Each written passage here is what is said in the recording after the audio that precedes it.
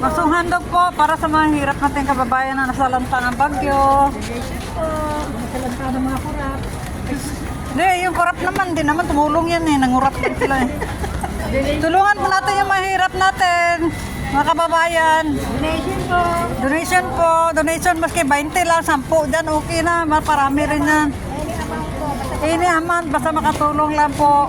20, 10, basta meron. I don't know. Ito ready, 3 auto.